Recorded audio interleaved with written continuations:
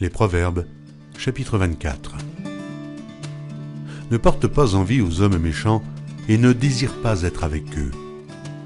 Car leur cœur médite la ruine et leurs lèvres parlent d'iniquité. C'est par la sagesse qu'une maison s'élève et par l'intelligence qu'elle s'affermit. C'est par la science que les chambres se remplissent de tous les biens précieux et agréables. Un homme sage est plein de force, et celui qui a de la science affermit sa vigueur. Car tu feras la guerre avec prudence, et le salut est dans le grand nombre des conseillers. La sagesse est trop élevée pour l'insensé, il n'ouvrira pas la bouche à la porte. Celui qui médite de faire le mal s'appelle un homme plein de malice. La pensée de la folie n'est que péché, et le moqueur est en abomination parmi les hommes. Si tu faiblis au jour de la détresse, ta force n'est que détresse. Délivre ceux qu'on traîne à la mort, ceux qu'on va égorger, sauve-les. Si tu dis « Ah, nous ne savions pas », celui qui pèse les cœurs ne le voit-il pas? Celui qui veille sur ton âme ne le connaît-il pas? Et ne rendra-t-il pas à chacun selon ses œuvres? Mon fils, mange du miel car il est bon. Un rayon de miel sera doux à ton palais. De même, connais la sagesse pour ton âme. Si tu la trouves, il est un avenir et ton espérance ne sera pas anéantie.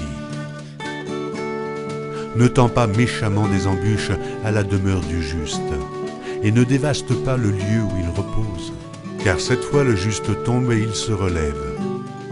Mais les méchants sont précipités dans le malheur.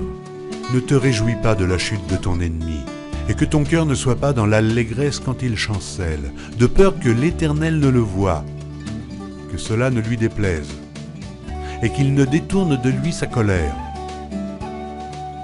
Ne t'irrite pas à cause de ceux qui font le mal. Ne porte pas envie aux méchants, car il n'y a point d'avenir pour celui qui fait le mal.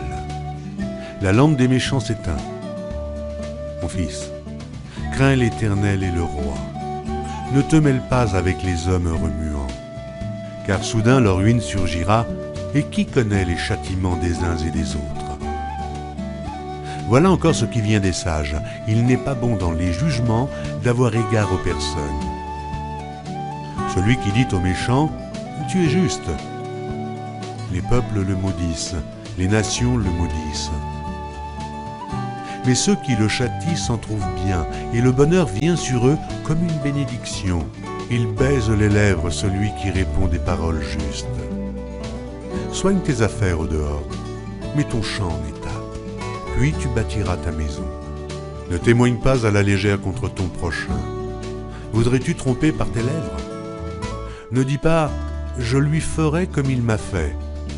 Je rendrai à chacun selon ses œuvres. » J'ai passé près d'un champ d'un paresseux, et près de la vigne d'un homme dépourvu de sens. Et voici, les épines y croissaient partout.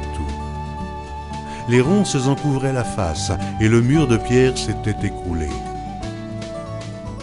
J'ai regardé attentivement, et j'ai tiré instruction de ce que j'ai vu. Un peu de sommeil, un peu d'assoupissement, un peu croiser les mains pour dormir, et la pauvreté te surprendra, comme un rôdeur, et la disette, comme un homme en armes.